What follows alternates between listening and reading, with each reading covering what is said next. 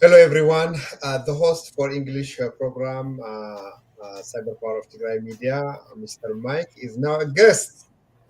He's been always a host, and he really wants us to be a guest today. And ask him multiple questions that he needs to answer because he's always asks questions for other people, and of course also explains more things for other people. But today he will be the guest, and he will be answering the fact about the Tigray genocide, how it started, and why it started, and who was involved.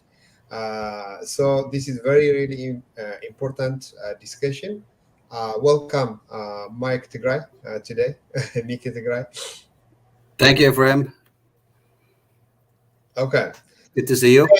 good to see you too, brother. I'm always concerned about the war on Tigray, the genocide war on Tigray. As you know, people understand is that the war started on November 4, but there are other things behind that. So my question is directly to you. Since the war started, there are multiple things as used as a weapon of war. For example, hunger. Hunger is used as a weapon of war. What do you explain about hunger? How do they use the hunger as a weapon of war? And can you explain that to me, please? Thank you. Absolutely. Thank you, Ephraim. For those who has followed the atrocities, the genocide in Tigray, um, one of the approach by Abiy Ahmed of Ethiopia using the Prosperity Party and the Eritrean military known as Hegdef or Shabia um, blocked or surrendered Tigray to overthrow the regional elect government of Tigray that was elected by 2.7 million people in Tigray to run the region of Tigray. And when the fighting escalated, the Tigrayan leadership left the cities to save the cities and the people. And when the Ethiopian federal troops, the Amhara militia and Amhara Fana, along with the Hegdef of Eritrea, failed to capture a single leadership within Tigray, then they start attack on civilians. And when civilians rose up, those who were unable to fight were under attack. And that attack was to block food access. Eritrean troops went house to house in most towns and villages in Tigray and looted, meaning took away all the food that was available for the people of Tigray. And when the world said the displacement of Tigrayans in Tigray needs to stop, the genocide in Tigray needs to stop, Abiy Ahmed systematically used a blockage of food to not enter to Tigray to help those who are in a desperate needs of simple assistance, which is, obviously food. Hunger is the most painful weapon to be used on civilians because our body could probably last 7 to 10 days at the most without food. And as a result of the tactic,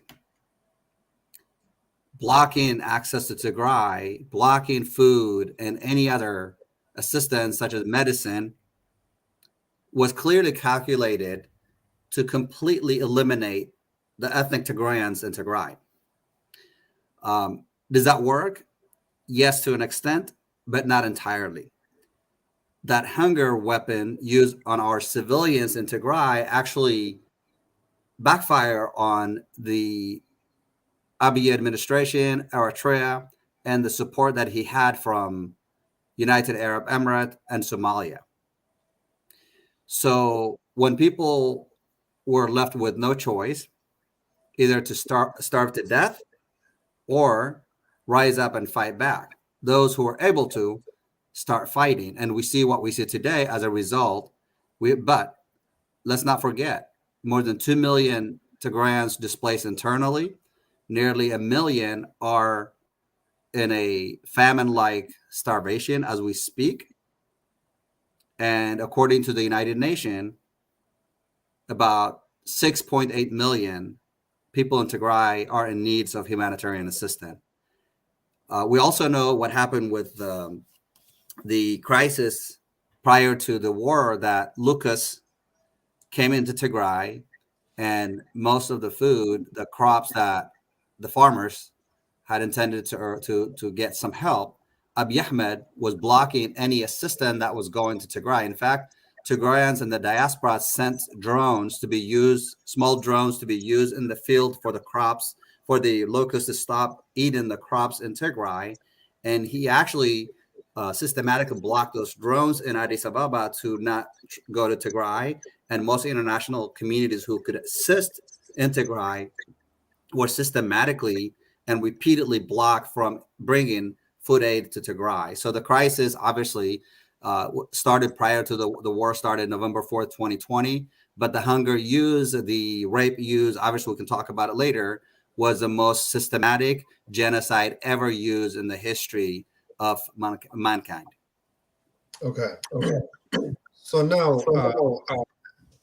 I understand that the war started on November 8th, which is declared, but you are saying that the war has been started before, like, immediately after Abiy Ahmed went to the power by blocking the main freeways. And also the locust is, they never done anything by federal government.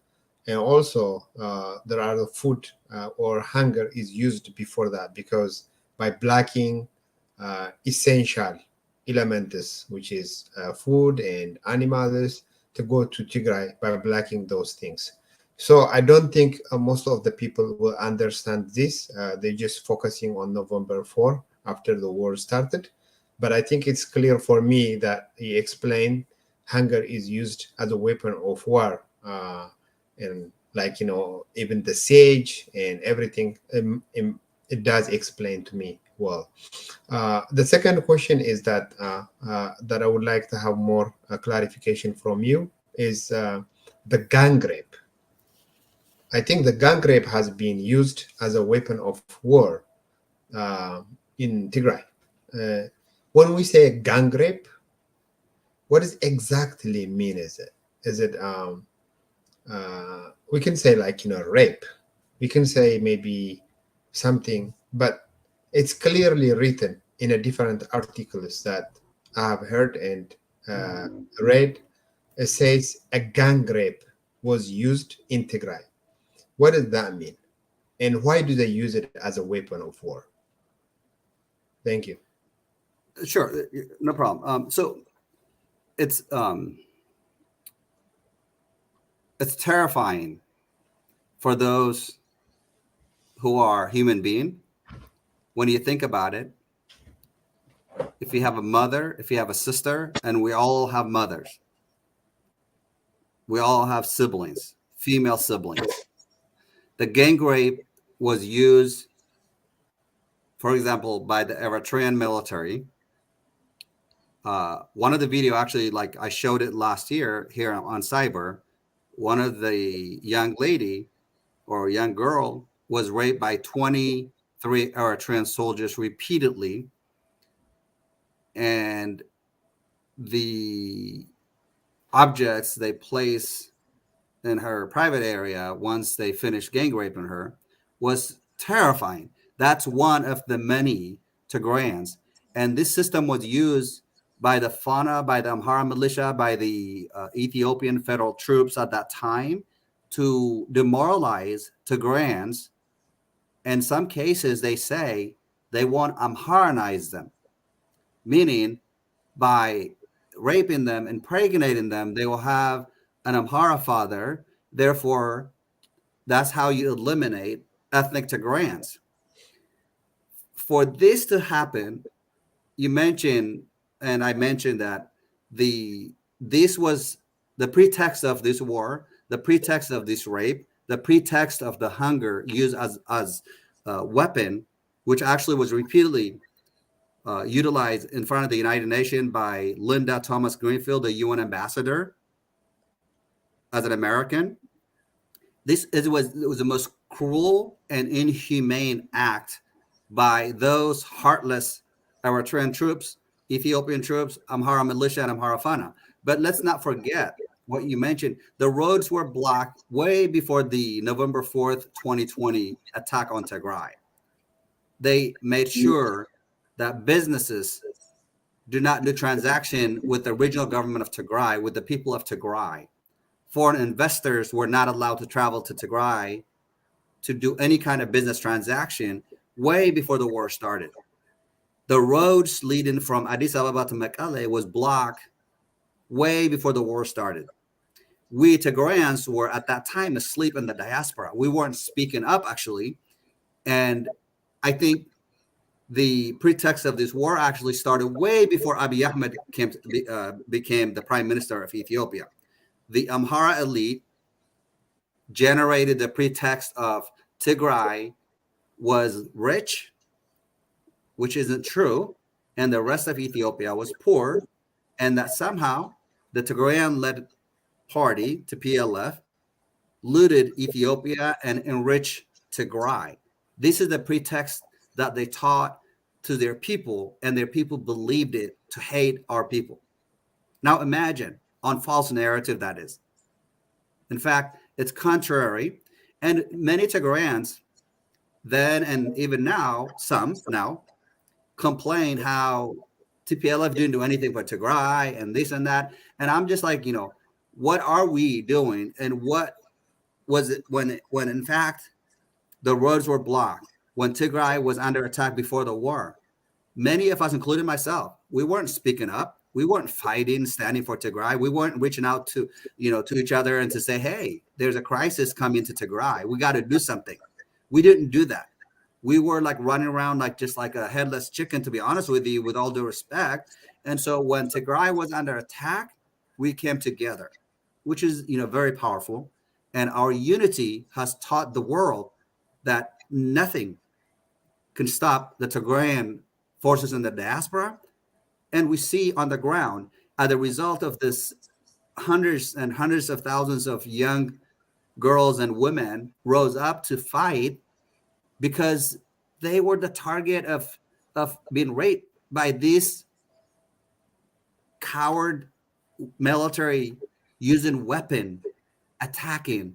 And after raping, many of them lost their lives, or if they dared to fight, they were losing their limbs. So this kind of discussion that we hear today, that the Amhara region or someone else is under attack, they're starving, they're this and that, they're flipping the switch and trying to paint us, that us, meaning the Tigrayans, by the way, they call us all junta, they call us all terrorists. Even here in America, when we speak to defend our existence. So the difference between them and us is that we, the Tigrayans, did not go over to their property, to their land, and attack their people or their property. They came to Tigray, and the victim of this war for the past 12 months has been the young girls and the women of Tigray, the civilians, and millions of them in Tigray. 2 million people in Tigray are, as we speak, internally displaced, and many of them are victim of rape. And some of them, I've actually was able to travel to Sudan, as you know, and have spoken with them in person. It's really terrifying to hear the stories from young girls to elderly women. When they tell you the story, it just makes your body numb. So this tactic used is to simply demoralize our people in Tigray, but it did not work for them. But of course, we have too many victims that we're going to be working. Our hands are going to be full to unite our people in Tigray, to take care of our people in Tigray when Tigray is free. Great. Okay. Our cyber core of Tigray family, we are discussing about the facts about Tigray genocide, how it started, and why they started, and who is involving right now. And he was involved in Tigray War. So far, we discussed it with Miki Tigray. What's the hunger? Hunger is used as a weapon of war, and also the gang rape was used also as a weapon of war. The third question that I have for Miki Tigray is now about uh, thousands of Tigrayans has been detained in a capital city of Addis Ababa and other places.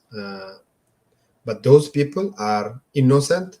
They have no any affiliation with Tigray Defense Force or any other.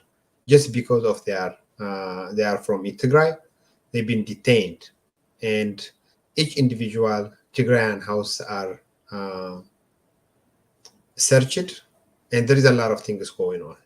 So when we say genocide, or when we say the ethnic cleansing, what do you express this? How do you explain why is the government detained multiple Tigrayans in a capital city and other places?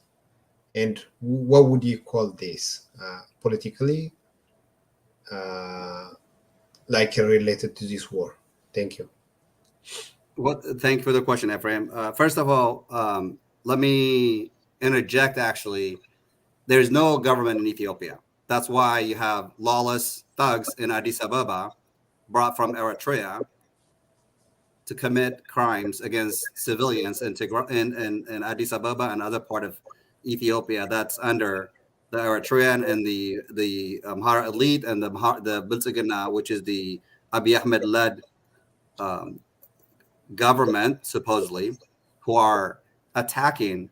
It's no different. This is pure hate. This is against. I mean, again, this is ethnic cleansing. This is ethnic attack. This is to simply, and I would let me make a little bit add on to that. Actually, the attack on Tagaru or Tigrayan ethnic in Addis Ababa. Actually, now it's also shifting or including some Oromo who do not support the Abiy Biltzigana party, which is a prosperity party. And but many of those people that you're talking about in Addis Ababa, they have no party affiliation. These are civilians who have lived there for anywhere between 5 to 50 years. I know many people that have been detained for the past month. Some of them I know that for the last 6 to 7 months. Those I knew personally, and some, in fact, are family members that were part of the government. They were arrested shortly after the war actually was declared. Some within the federal military that was serving as soldiers, serving to the so-called dirty Ethiopia, were rounded up and were held in various locations, and now we have no idea where they're at. But the civilians within Addis Ababa, particularly, what have taken place in the past 3 or 4 weeks since Abiy Ahmed declared state of an emergency, is that they've gone house to house. When you talk about it, searching Tigrayan homes, they're not searching Tigrayan homes to find weapons because there's none. They're searching Tigrayan homes to take their jewelries, their personal property that they work so hard and they earn. Women's earring that has anything with value in it. I mean, valuable clothing, any sort of cash that they need to use it for grocery. And who is leading this kind of thuggish attack on civilian and round up on civilian? It is, again, we go back to the Isaias Afwerki of Eritrea, has his forces in Addis Ababa. And I don't know if you heard this, but in the last couple of days, some of the Eritrean who are involved in this process are now fleeing Addis Ababa and trying to skip out to Djibouti on their way back to Asmara, because they realize that once America and the rest of the world announce that it's official, that you need to get out of Addis Ababa, official meaning TDF is coming, it's not a joke, and the Oromo Liberation Army is coming, it's not a joke. They're now trying to figure out those who committed crime against civilians in Addis Ababa. They're trying to figure out to get out of there. The Ethiopian president there was an article today talking how she doesn't agree with Abiy Ahmed's decision to go to war. And I'm like, are you kidding me? She waited like a year to say that he's putting the country into a disastrous war, and she want to tell us now because she want to save herself, because tomorrow these people, let me actually be clear, and this should come as a warning to those who are abating, to those so-called soldiers in Addis Ababa. If you have a clear mind, Abiy Ahmed is not going to save you tomorrow. So if you're involved in these crimes that you're committing against our people, the people of Tigray, the civilians in Addis Ababa, rest assured, each and every one of you will be facing justice, and it is a matter of days. I predict this before 2021 ends. TDF would surely enter Addis Ababa, and many of those who committed crime against civilians in Addis Ababa, and I'm not talking about by ethnicity. I'm not talking about just Amhara or anyone, whether you're from Tigray, you're from Oromia, you're from Beshangul, any part of the country, including outsider, who is participating in civilian attack, in civilian surge, and stealing their property, you will be held accountable. When we heard Getachew Reda talking, there will be a price to pay for this. I can't even say it in Amharic, but that's in Tigrinya, obviously. So when he discussed, it was not, the Amhara were flipping that, saying, oh, he's saying that they're going to attack our civilians in the Amhara region the same way that the Tigrayans were attacking Tigray. No, that's not what we mean. So we're very clear what we're saying. Leave the civilians alone. And if you think your mask on your face is going to save you shortly, you are mistaken. But I think at the end of the day, the mass arrest in Addis Ababa and the mass roundup in Amhara for our people who are being dumped in the Takaza River, which you mentioned, other part of Ethiopia, we're not going to forget any of them. The price that we're paying is hefty. I understand that. So to my Tagar, like everywhere around the world who's following Cyber Power of Tigray Media, we're going to continue to advocate for our people. We're going to continue to fight for our people. When I say fight, we're going to tell the truth. We're going to bring up the facts. We're going to advocate for our people and speak for our people. We're going to be the voice of Tigrayans everywhere in Ethiopia that are under attack until the TDF goes in and saves our people, until TDF goes in, hold those who act in a way that they shouldn't have, are held accountable. Even when a transitional government is stored in Ethiopia, let me be clear, that transitional government, if that transitional government is not going to hold accountable for those who committed crime against Tigrayans, let me assure you, this is not a divisiveness, this is not a division. The TDF force will go after anyone who's committed crime, who's not brought to justice. We will serve them with justice. TDF will serve them with justice. Let me just be clear about that. There is no, the war that we saw in Badime, the war that we saw in Mengistu is totally different. What we see today, for those who are confused, why is Tigray leadership saying, when we go to Addis Ababa, we're not going for, and Getachew Reda spoke today. I don't know if you had a chance to listen to him, but I was listening to his Amharic, interview today. He talked about it. They asked him, why are you going to Addis Ababa? I mean, it's clear. We got to save our people. We got to save our interests. Over 1 million Tigrayans reside in Addis Ababa alone. Right. Okay. When you mention attack, the Northern Command was attacked by Tigray People of Liberation Front. Well, they said, actually, Abiy Ahmed. That was the reason why he started the war on Tigray. But when you have like political differences within a country, uh, there are a lot of conflicts in between the Ministry of Defense or police officers or any kind. For instance, there are a lot of different political parties and a group of members like Kero, Fano. They've been fighting with Ministry of Defense in the past. They've been fighting with police officers in the past. In Gondar area, when Fano was trying to loot the sur construction materials, a Ministry of Defense trying to prevent them from doing that, but they have fought with a Ministry of Defense, and it was some attack at that time. So Fano, which is in Amhara Killil was fighting with the Ministry of Defense Force Ethiopia, but they have never done anything or declare a war for Ministry of Defense with Amhara Killil or with any kind of region. But it was only reason that they said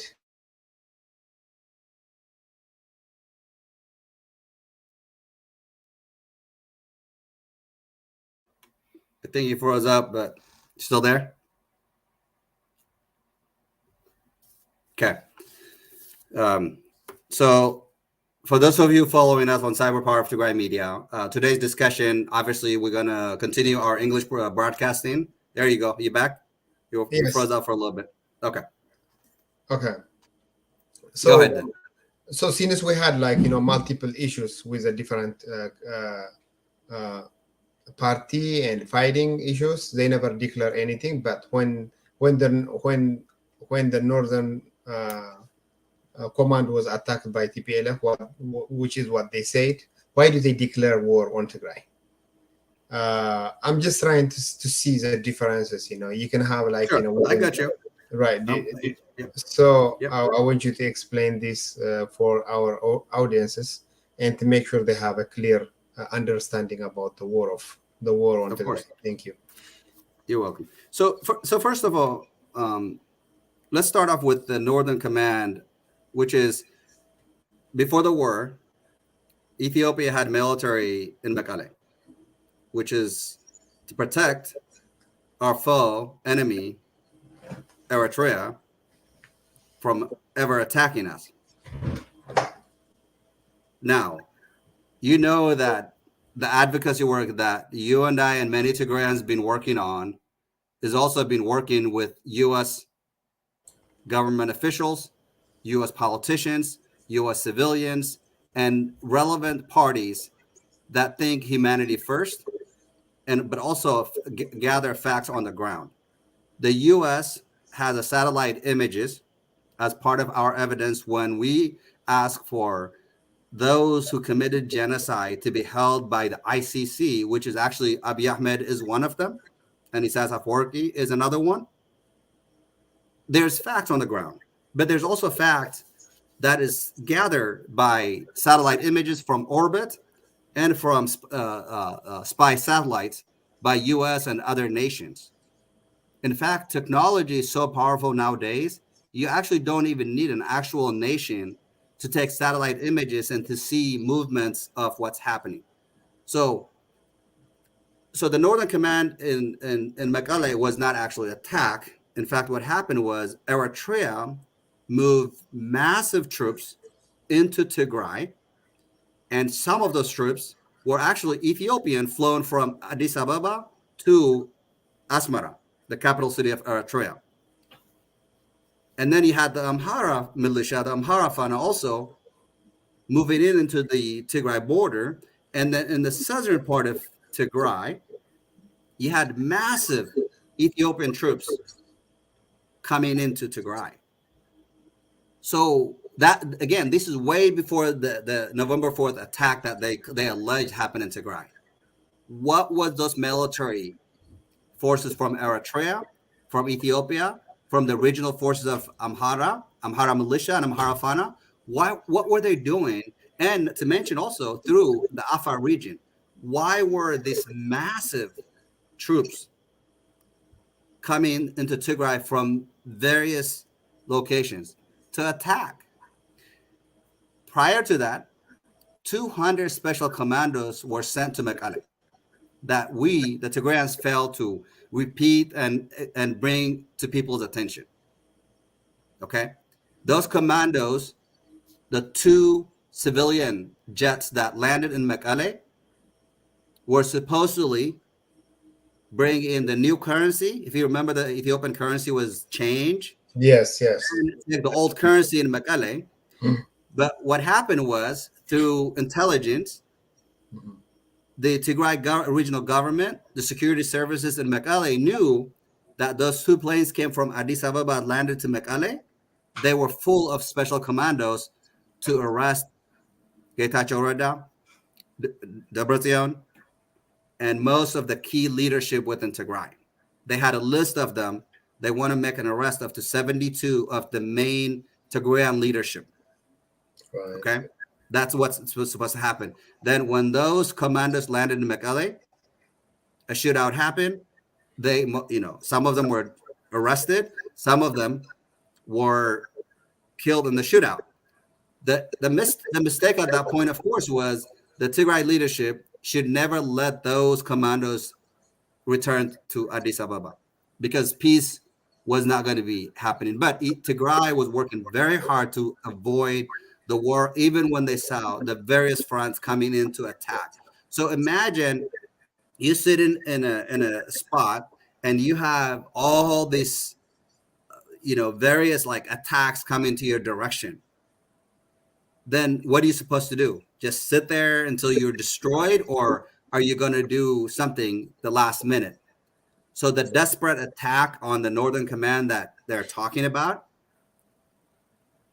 obviously Tigray was left with nothing but to take over that Northern Command in Mekelle when it know that it was surrendered by hundreds of thousands of troops from Eritrea, from Ethiopia, from the Amhara region, even from Somalia. So that's the main fact that took place that people don't talk about, the reality on the ground, because often lies and lies and lies by the Amhara media, by the Ethiopian former Prime Minister of Ethiopia's lies that goes on, the former state of Ethiopia is what I meant to say, stuck on people's mind, even Tigrayans, like, oh my gosh, yeah, they get attacked. So that's not what happened. So when that happened, why? Because Abiy Ahmed was so delusional. He believed that by attacking Tigrayans, weakening Tigrayan leadership and Tigray military, then you become the king of Ethiopia. And that was his dream. He talked about his mother told him when he was 7 that he's going to become the 7th Ethiopian king. So his ambitious was, okay, what other part of Ethiopia has military strength that can stand and fight and get on his way? Tigray. Because Tagaru, we're the most respectful, kind, and loving and welcoming people. But when it comes to our dignity, we don't sell our dignity over property. We don't lower our value over value. There's no price to our pride, to our dignity, to our Tigrawnat. So he knew that, because he's offered financial anything, including our, some of our generals that are on the front line right now fighting. He's tried to bribe them. He's tried to offer them large payment of whatever they want, as long as they don't get on his way, as long as they let him do whatever he wants to do. So see, with Abiy Ahmed, he felt that he can buy all these fancy drones and fighter jets and all these things, right? But what he forgot that he cannot buy is the heart. We Tigrayans, we have the heart. We are the most determined people. when it comes to our sovereignty, when it comes to our dignity, when it comes to our people, we stand together, we fight together, we die together. Even if it means losing our life, we fight and die for our dignity. And that's what Tigrayans are doing. Now, the other part of your question was there was also a fighting that broke out in the Amhara region. In fact, the Amhara regional government was actually assassinated, and they sent a small portion of military, and they were able to squash that because in the so-called the artificial Amhara region, which is no longer a region, was created artificially when you have the Agop, the command under attack by the Amhara elite, and there's not a strong forces in that region or other part of Ethiopia that can withstand Ahmed or the Eritrean invading forces. And so that was, why the main focus was on Tigray, and they miscalculate what they got out of Tigray. You and I and the rest of the world sees that we actually, ourselves, including myself, became very surprised how the Tigray people, known as TDF now, rose up from nothing to be the most powerful military on the front line to fight hundreds of thousands of soldiers that he's bringing every week. He's deploying so many bodies to the front line, and so many of them are dying. So for Ethiopians who is out there listening, I know many of you in Addis Ababa, why are you really willing to die for one crazy man that he too will be held accountable for the genocide he committed on the people of Tigray? Wow. Yeah. I think the state of, Ethiopia is in crisis, as you said, very clearly that from Tigray, the crisis is all over right now. They did not expect that this is going to happen. When they touch Tigray, our leaders have mentioned and said the war will touch not only Ethiopia, but also the Horn of Africa. As they said, this is happening all over. And the whole entire Horn of Africa is shaking. And the state of Ethiopia is in crisis. From Tigray to Oromia to Benshangul to Gambela, there is a political instability, unrest, and human suffering being inflicted on the people of the whole entire people by the Abiy government. Last year, that neither Abiy Ahmed nor his government have the capacity or willingness to resolve this kind of issue. But right now, they are saying that we are under attack. Okay, who is attacking them? This is within the war. Is, as you said, Tigrayans are also, until we declare our independence, we are still Ethiopians. Our passport still says we are Ethiopians. So the war is in between the authoritarian government and its partners determined to wipe out the entire ethnic group of Tigray, the minority people, the minority population that is fighting to survive. We are fighting to survive. The entire people of Tigray are fighting to survive. So I have heard some of the very influential Ethiopians, even the prime minister by himself, is saying that we are under attack. Who is attacking them?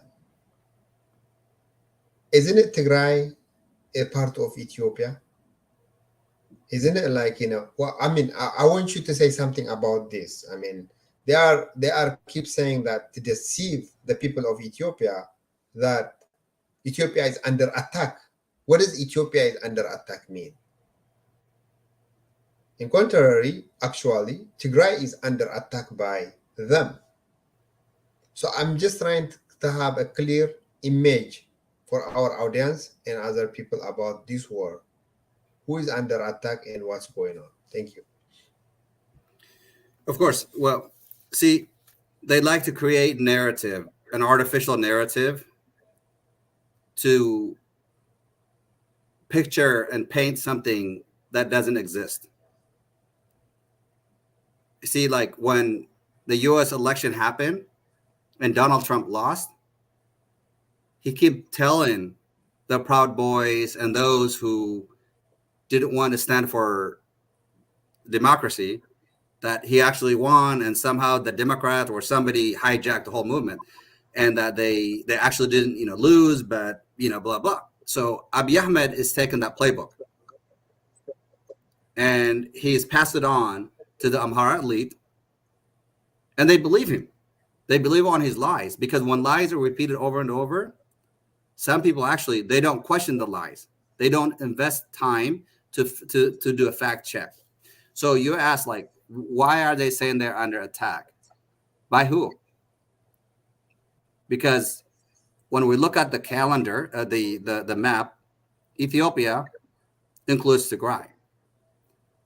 In fact, in America, when you bring in outside forces of the military and attack your own people, you will be committing a treason. So Abiy Ahmed and the rest of the Ethiopian military are actually a treasonist. A treasonist is when he brings in outside forces and attacks his own people. That's a betrayal of your oath.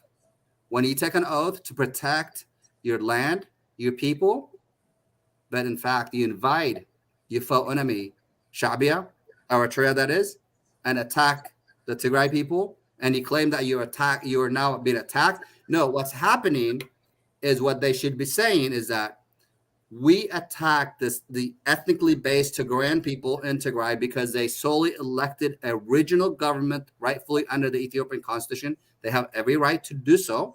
The prime minister, who was not elected, by the way, was when Desani Hailemariam resigned in 2018, he was temporarily replacing that position until election was supposed to be held.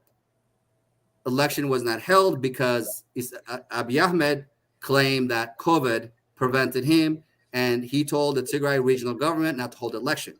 The Tigray regional government say within the constitution, they must protect the people from COVID, but also hold election for regional. It had nothing to do with the federal election, nothing whatsoever. So for those Amhara elite who are lying, who continues to lie, the election in Tigray was solely to have a regional government. Just in my home state, we get to elect our state governor every 4 years. The federal government in Washington, D.C. has no business to come into my home state and tell me who I should elect. That's exactly what the people of Tigray did. That's what democracy is supposed to be. That's what they got from TPLF actually for the last 27 years, the wealth. When they used to use public urination, they start building urination bathrooms. That wealth was given to them because of hard work by the millions of Tigrayans who went and brought democracy for everybody. And the Oromo see it, the Beshangul see it, the Gambela people see it, the Afar people see it. So no, there is no attack on Ethiopia. Ethiopia attacked its own citizen, which is the Tigrayans. I will have to, say something though. When you mentioned about when we came here, our passports say Ethiopia. You may not know this, and I have to let the audience know, because many of us who left Ethiopia back in the 80s and 90s, when we came to this country as refugees, we didn't have passports. So the way that it was processed is that you were at a refugee in Sudan. As a refugee, you are listed. They take down your name, your information, and then you get a piece of paper, and that's what allows you to enter the United States. So, myself included, many Tigrayans who fled the atrocity of Mengistu Haile Mariam, which is, what we see today is worse than what happened then, is that we came to this country as a refugees without Ethiopian passports. So for those of you Ethiopians who get mad at me because you saw this post from 1998 when I went to Ethiopia the first time, I wore this hat, and I found some old photos some of my friends sent me, and I posted it on Facebook, and you were upset about it. I am Tigrayan nationals first and foremost, and that cannot change. I never hate Ethiopians. I respected Ethiopia up until November 4th, 2020. In fact, my view was that what EPRDF, what TPLF did for Ethiopia was, I felt it was amazing. For Tigray, was very limited, but I didn't complain. But my love for Tigray has nothing to do me hating Ethiopia. Again, never. But when I traveled to Addis Ababa, to Mekelle, to everywhere in Tigray and throughout Ethiopia, and I showed up with this hat because Eritrea and Ethiopia was at war at that time, and some ask me, why don't you have Ethiopian flag hat? Why do you have Tigray? I say, because I'm from Tigray. They say, but you're Ethiopian. I say, well, I'm actually American, but you left with an Ethiopian passport. I say, no, I did not have the opportunity to have an Ethiopian passport. I actually had to, luckily, TPLF, as a child, carrying me on their shoulders, got me to Sudan. With the help of TPLF, I survived. I had an opportunity to learn Arabic in Sudan, to come this country and get an education and grow up in this country. Because my sisters and brothers, Tagaru that is, throughout Tigray, fought Mengistu and gave me a chance in life to be where I'm at today. As a result, that's why I speak and I continue to stand for my people, because that's what they say is you fight for your people. When injustice is taking place in your home turf, which is, again, Tigray, they are my people. Because when I fall down, guess what? They're the people that will help me to get up. They're the people say, you are one of us. We're not going to let you fall down. We're not going to let you die here. But look at the very people who gave every opportunity throughout Ethiopia. Look what they're doing to us. Even the religious leaders coming out on the street of Addis Ababa with their crosses and saying, Junta al-Qawat. Anyway. Yeah, thank you. Actually, I was going to ask you about the Abiy declaration of war just yesterday. He said that he said that he's ready to lead the war now. I mean, the Ministry of the Prime Minister Minus, he's a chief of the chief of the military, right? He's chief of staff. He's the main leader of the Ministry of Defense, and I'm just trying to understand what does that mean. He's going to war right now to lead. He's been going to war since the beginning of the war with a uniform, and not only the uniform, but also he was wearing the red hat, which is specifically made for commandos. I don't even know if he was commando or not. He never been trained as a commando, but he was acting like a commando and the war leader. And after all that happened, TDF is now closer to Addis Ababa. And now he's saying that he's going to go to front war to lead the war. What did that mean? Who was leading was he Isaias Afwerki was leading the war? Or the leaders, was he somebody else was leading the war in the past of 1 year, the entire year? Or is it going to make any difference by saying that he's going to lead the war right now because he's going to Shuarobit, which is 200 or 400 kilometers, less than 200 miles? Do you think it's going to make a big difference between the war of Tigray and Ethiopia? I'm just confused. I don't know what's going on. Well, so before I go to my joke, let me say what I think that's happening. He is a sociopath that clearly his tactic is to continue his delusional mindset to believe or to make people believe that if he tells them, I'm going to go fight in the front line, then all of a sudden millions of people are that dumb like him and they'll follow him, they will go fight. The reality of it is that on the switch side of it, the updates that I've gotten today is he's actually in Harar Meida Airport. So he's actually preparing, from what I hear, to make sure he takes all his staff, his guards, people who eventually are going to be in the ICC list for genocide, and to get the wealth out of Ethiopia, to steal the wealth of Ethiopia at the moment, he has to figure out something. And so when people start asking, where is he? It's easier to say, oh, he's leading the fight in the front line. I would love for him to do that, actually, because you know what? That hero, young TDF fighter, But he was the, doing it already, though. He what's was doing that? it already. But he was already doing it, and the war is failed. He couldn't able to win. No, he wasn't leading it because he doesn't know how. I mean, I mean, that's why it's a disaster. So no, he, let alone, for him to say he will go on the front line and lead it. Which front is he going to lead? Which front? Because we have so many fronts that we're fighting. So is he going to go to Debre Berhan, like and to command, like, a couple 100,000 troops? I mean, we had massive of them in various locations throughout. I mean, he was, showing us he's like, oh, I traveled to Samre, I traveled to Bahradar, Gondar. I mean, he bragged about all this. I mean, look at the maturity level between Debretsion and this guy who's supposed to be the leader of the nation called Ethiopia that's falling apart. Imagine. I mean, Debretsion is coming in a civilian clothing as a leader, mature, and reassuring the world community that the plan with TDF is not to come into Addis Ababa and take over Ethiopia and rule Ethiopia. It is to go after those who commit genocide on our people in Tigray and who are continuously committing genocide in Ethiopia, in Addis Ababa, that we're going after them.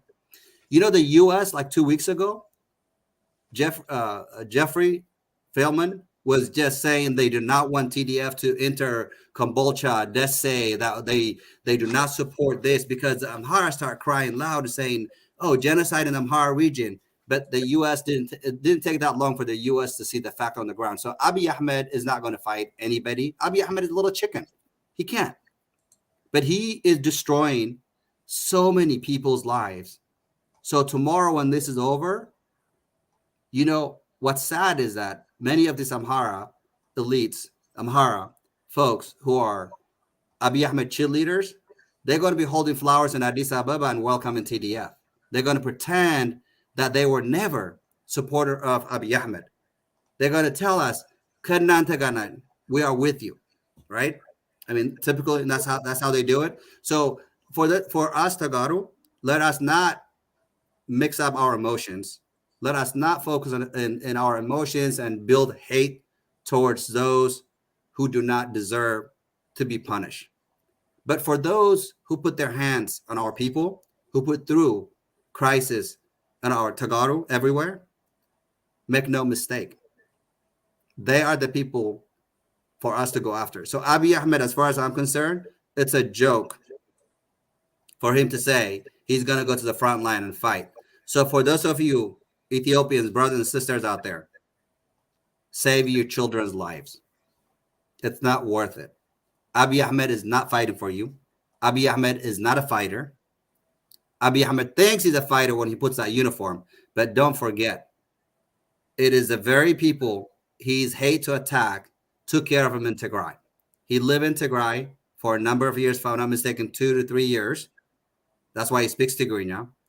Our people took care of him. Our people trained him to be a soldier, and he betrayed the very people that took care of him.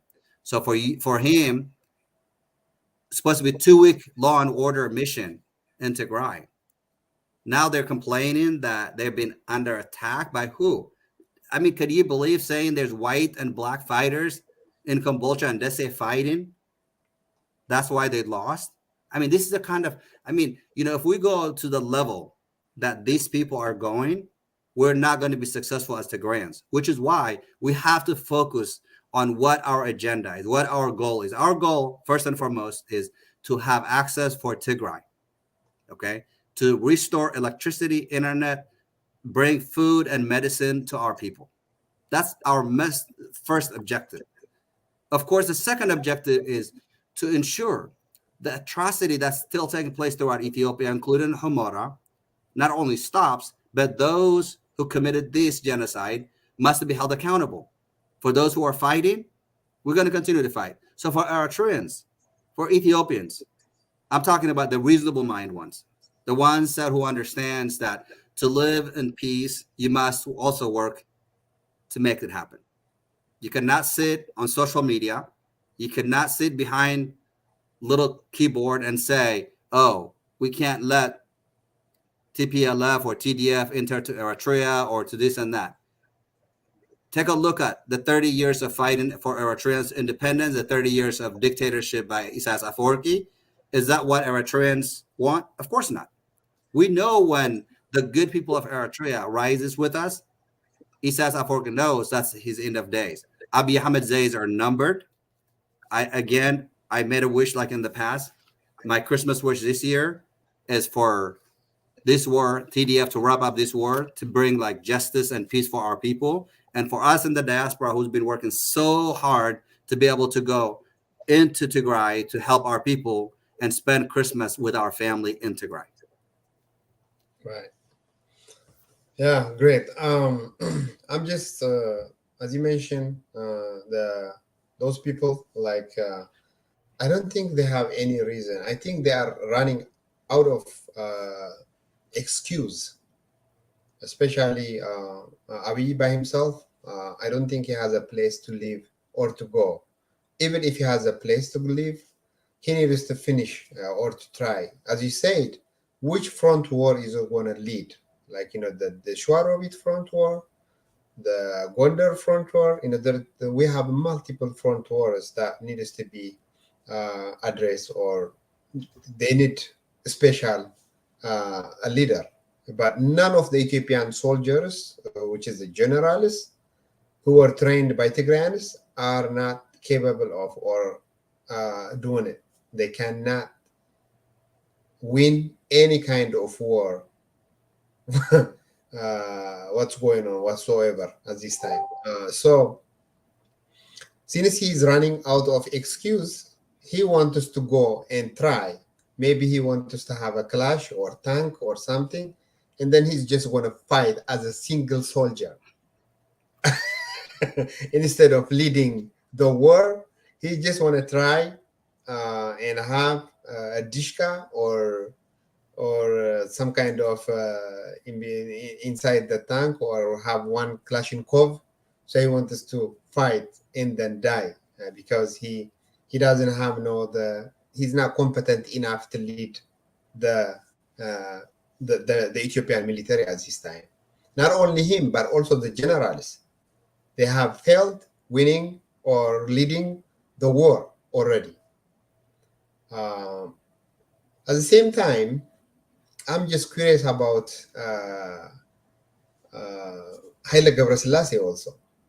I thought he's educated and knows, analyzes what's going on, but he's one of them that he mentioned things like, okay, we need to go. We only have one country and we need to protect that country.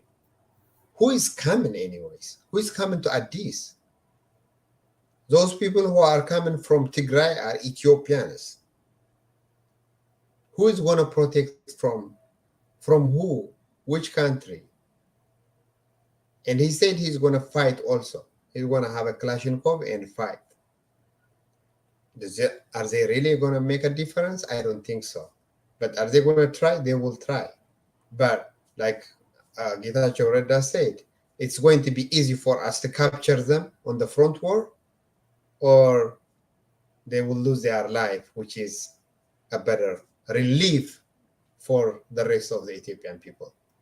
So, what do you think about those influential people, or what saying that they want to protect Ethiopia from? I mean, it's the same, but I want the people of the rest of the people to understand those influentialists what they are saying about the real war going on right now. Thank you. Well, Ephraim, with all due respect, I the people that you listed, and you're talking about being the most influential in Ethiopian politics and Ethiopian culture through musicians and Haile Gebrselassie, I believe you're talking the runner. I think look at the white supremacists. You know, could you imagine the white supremacists saying America is under attack, America first? And when somebody says Black Lives Matter, they say everybody lives matter. We never say everybody life doesn't matter. We know everybody lives matter. We just want Black lives to matter the same way that everyone else's life that's not Black matters. See, when you have to explain people in this simple definition and they don't understand that narrative, to me, those Amhara influencer, like the singer who cried on the stage and he said, let's pick up like grass and leaves and make peace, not fight. They're fake. They're totally fake. Where were they yesterday when my sisters and mothers in Tigray were raped? Where were they yesterday when my fellow Tigrayans were slaughtered like animals? Were they saying that? They weren't saying that. So for me, for those influential people in Addis Ababa, for those who are talking to attack Tigrayans and cheering when our people were pleading for their lives, when a girl says, no, I'm not going to let you rape me, and she loses her arm or leg or her eye, they are genociders. They committed the same way those who committed on the bottle on the front. So in fighting, you know this. You are a soldier yourself.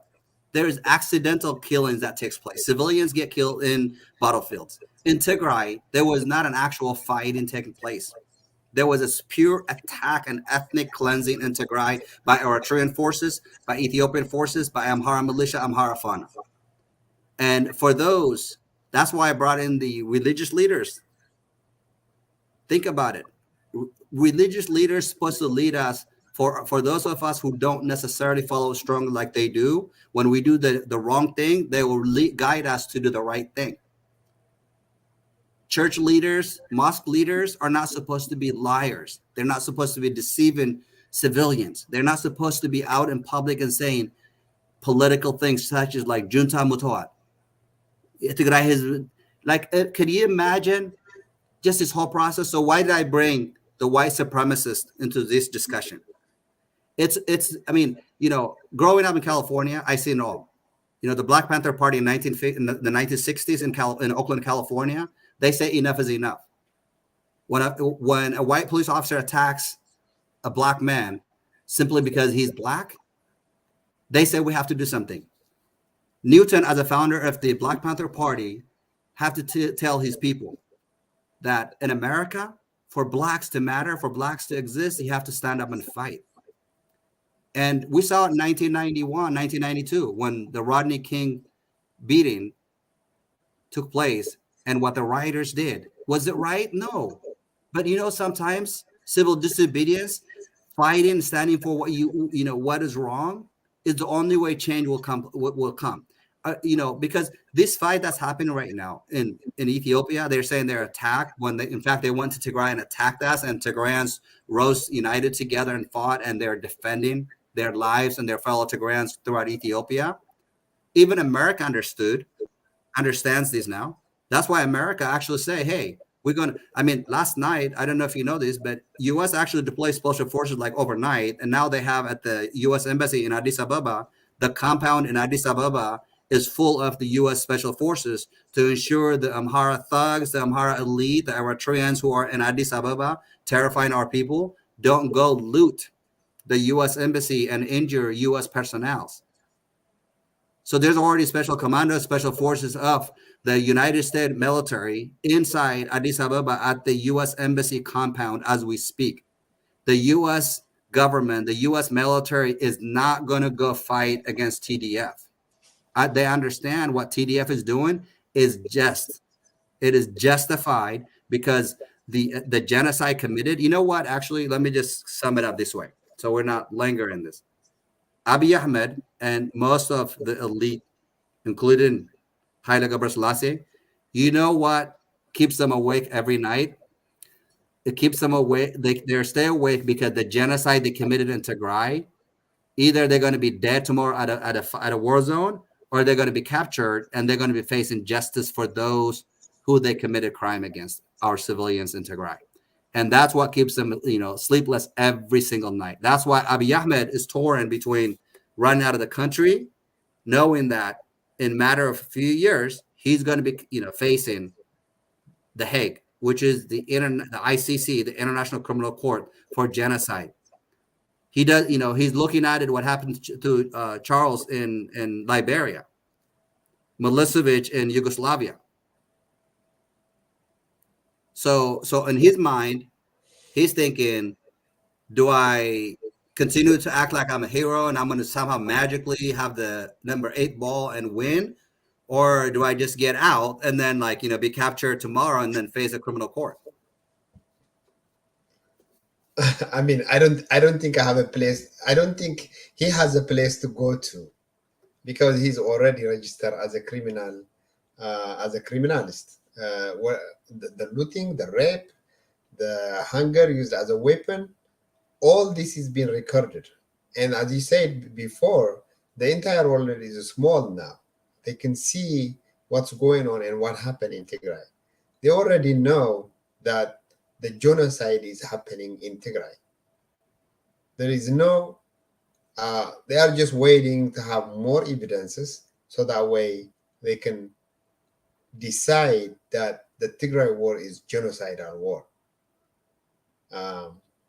Otherwise, they know and what's going on, and I don't think he has any place to go to. Even if he goes somewhere, he know that he's going to be the justice will be served for him. Not only that, but my other question is actually there is some kind of fake going on right now. There are some people that they go demonstrations to support Abiy Ahmed. But Tigray Defense Force is actually not in Tigray. Right now, Tigray Defense Force are in Amhara state, in Oromia state, in Afar state, and other places. And those places are not full of Tigray ethnic. You can't even barely find one or two in those states. But the support, the people who are around this TDF are supporting Tigray Defense Force. So if Abiy has enough support from the people, especially from the urban area, not from the rural area, not the urban area, TDF could have been gone by now or went back to Tigray. There are people that they are saying, oh, Abiy has some supporters. Those supporters are really not understanding what's going on, or they have some kind of benefit from the government. So if TDF did not have any kind of support from the people, do you think they can survive where they are at right now? Survive TDF or TDF. the Prosperity Party? TDF. TDF is actually living in the state of Amhara and Oromia. Shuarobit is the whole Shua. Well, to respect time, I was going to throw some jokes, but look, right. we're not talking about TDF survival at this moment. We're talking about, that's a rat keep looking at a cat, when it's going to come and get her. Right. I mean, that's what Abiy Ahmed is doing right now from his little hole. He's keep looking could you imagine? You say law and order operation is going to take 2 weeks, and then a year later, you're trying to figure out how to get out of the country or how to fight back or what to do, and complaining that you are under attack. Wait, you have all these military forces, all these military weapons, all the billions of dollars that is being ripped away from the starving people of Ethiopia. I'm talking about Tigrayans in Ethiopia. And you brought in all these drones from Iran, from Turkey, from China now. He have had support, intelligence support from Israel, from Iran, from Turkey, from Russia. I mean, all of this. Can you imagine? I think the question is like, what is the world? What have we learned from TDF? How did they do it? I mean, for me, that's what I wanted to know. I mean, you can see how I get excited because when you start seeing me smile, like I'm thinking of my TDF. So TDF is not in any survival mode. TDF is in a auto cruise control mode right now. The Oromo people is welcoming us. The Afar people are welcoming us. Beishangul on our side. I mean, other part of, I mean, the Agab, the Kumant are fighting side by side with us.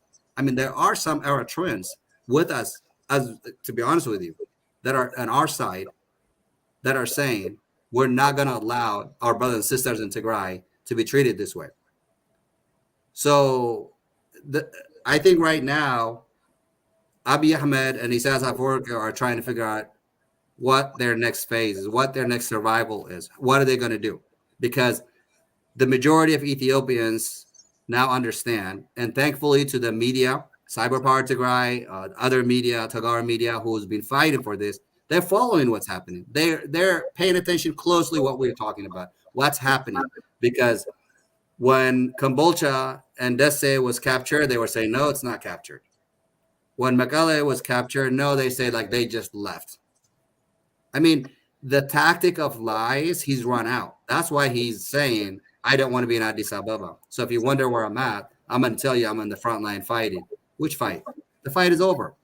Right now, it's a survival on their part, and Eritrean forces are the one prolonging this war right now.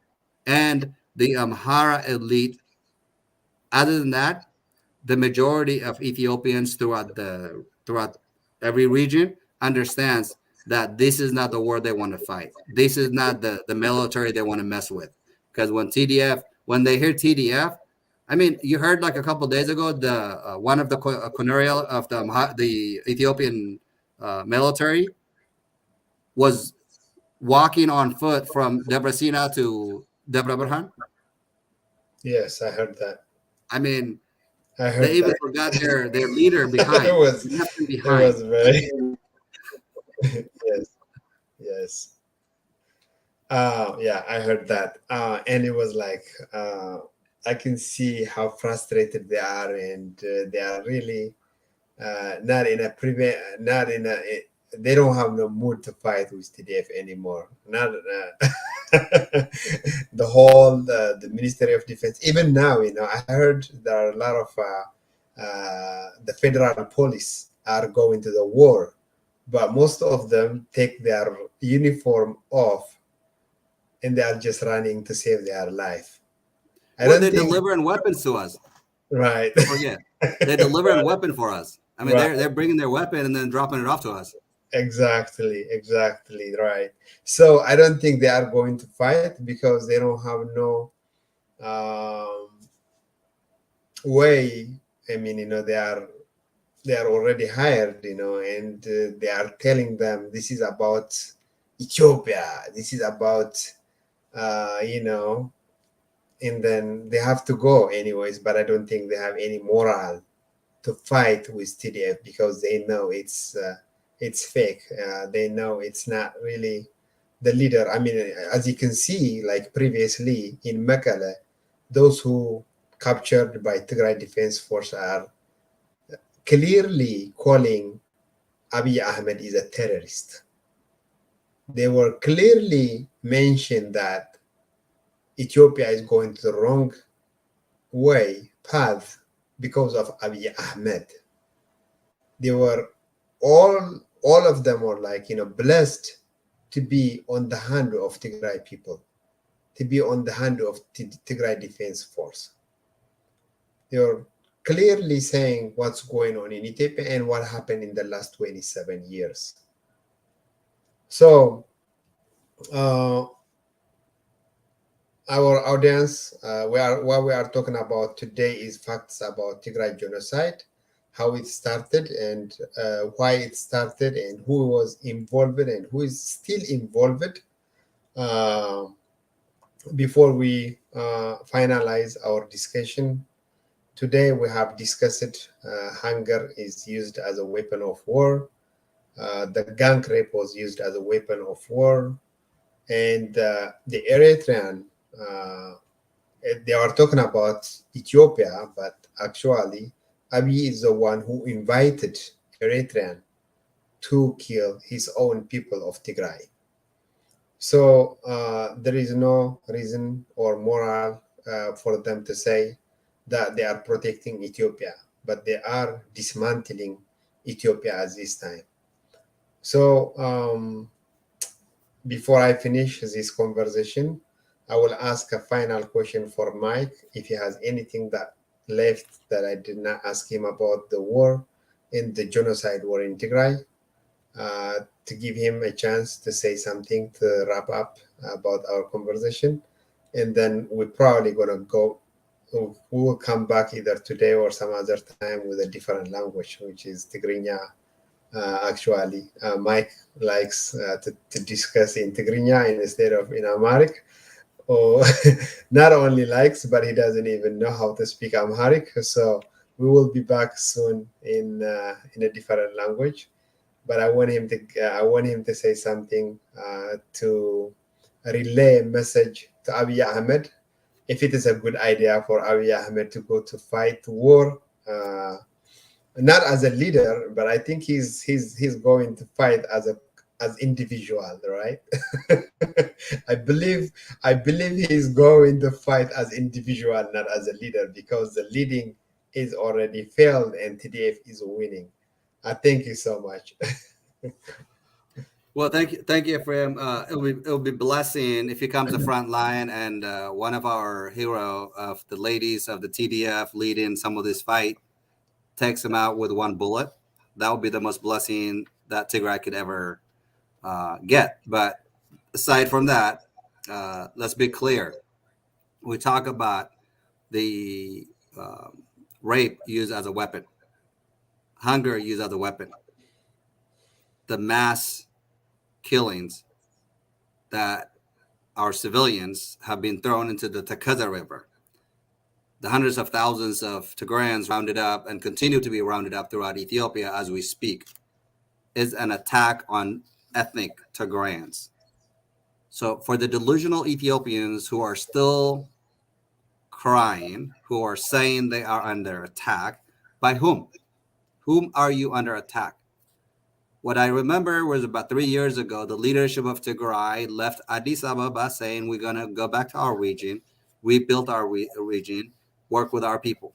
They gave you the room, the space to run the country, and you miserably failed.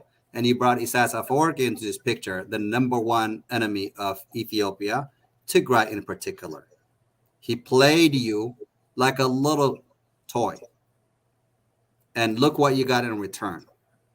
So the Hegdef Eritreans who jump into the show and enjoy what we do, enjoy as you can enjoy it. Because very soon, the good people of Eritrea, the good people of Ethiopia, along with TDF, they will go after anybody who's committed genocide, after everybody who stole every little piece of property from Tigray, and they will be sure to not only return those items stolen, but to pay the full price, including the stress, the pain and suffering that is imposed on our people against their will. That will not be forgotten. The Eritrean forces still occupying Amhara must leave. Remove the force of Eritrea from Amhara and from any Tigrayan soil once and for all. And for Eritreans who continue to support the regime in Asmara, you are mistaken. You are not standing for your people because the people of Eritrea deserve better. But we will build coalition that hopefully one day bring all those who are trying to wash the Tigrayan bloods off their hand into justice, and for Tigray to be in peace, whether it be part of, well, let me just save that part. I'm going to let my people decide. That was amazing. Thank you so much, Cyber Power of Tigray Media followers. Please subscribe us and follow us on Cyber Power of Tigray Media. We have also another page called Wayane Facebook. Please follow us on Facebook on Cyber Power of Tigray page, and the Cyber Power of Tigray Media YouTube. You may have to subscribe us, so that way you can have some notification when we go live. We have multiple programs and a clear, matured political discussion is always. So follow us, subscribe us, and we will be coming back in a different language. Maybe today or some other day, I don't know. It depends how we feel and how prepared we are for today. This is the end of the program, and thank you so much for watching us. Right? Thank Have a you. good night. Tigray, sir.